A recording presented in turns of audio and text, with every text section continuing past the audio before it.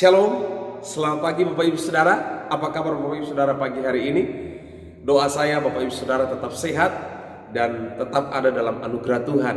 Pagi ini sebelum kita akan memulai segala aktivitas kita, mari kita mengawalinya dengan perenungan firman Tuhan. Firman Tuhan yang kita renungkan pagi hari ini terdapat di dalam 1 Korintus pasal yang ke-9 ayat yang ke-16.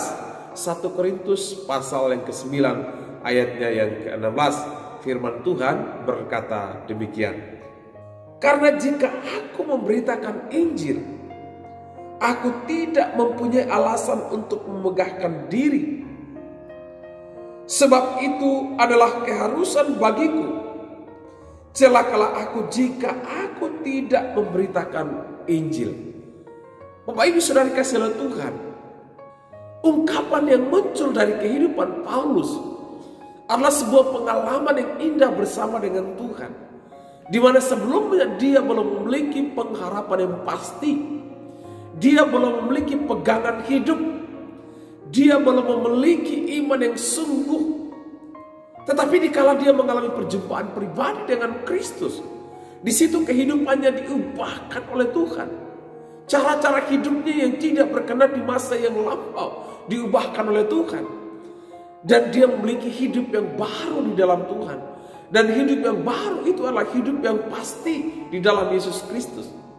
Namun Bapak Ibu Saudara, Paulus dia tidak berbangga diri dengan kehidupan yang baru. Tetapi dia menyadari bahwa ada tugas tanggung jawab yang dipercayakan baginya. Ketika dia menyadari bahwa keselamatan itu adalah anugerah, kehidupan itu adalah anugerah.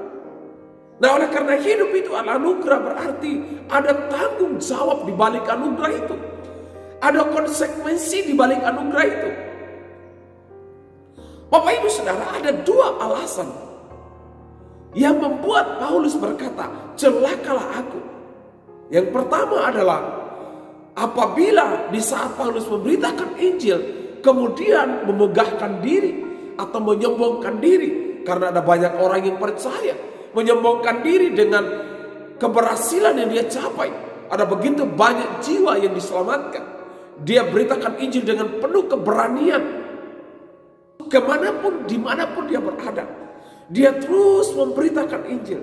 Tetapi kita bisa melihat bahwa Paulus, dia tetap merendahkan diri di hadapan Tuhan.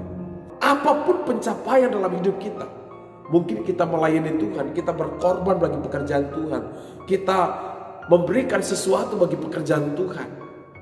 Ingatlah, jangan sampai kita memegahkan diri, jangan sampai kita menyombongkan diri atas sesuatu yang kita capai dalam hidup ini.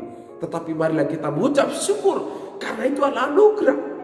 Itu adalah kesempatan yang Tuhan beri dalam kehidupan kita. Bapak Ibu Saudara kasih oleh Tuhan. Yang kedua yang kita perlu renungkan adalah apabila di saat Paulus memberitakan Injil, kemudian memegahkan diri atau menyombongkan diri. Sehingga Paulus berkata, yang terpenting dalam hidup ini adalah memberitakan Injil, menyampaikan kabar baik. Bapak Ibu Saudara, dua hal penting ini yang menjadi fondasi panggilan Paulus di dalam kehidupannya. Di balik berkat yang Tuhan beri, di balik kasih karunia yang Tuhan beri, di balik talenta, di balik karunia yang Tuhan beri dalam hidup kita, ada tanggung jawab. Mari kita tetap menjaga agar kesaksian kita, Yesus yang kita percaya itu, kita beritakan melalui kata-kata kita, melalui sikap kita, melalui perbuatan kita. Mari kita berdoa. Bapa, terima kasih, kami bersyukur buat firman-Mu.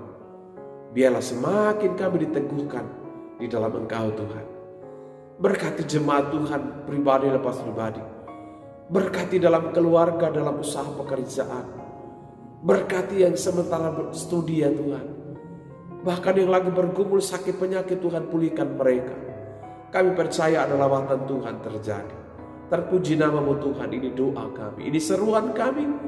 Kami berdoa dan mengucap syukur di dalam nama Yesus Kristus. Kami berdoa, haleluya, haleluya, amin.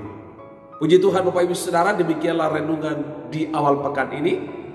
Doa kami, Bapak Ibu Saudara senantiasa ada dalam anugerah Tuhan. Salam optimis karena Tuhan ada. Shalom.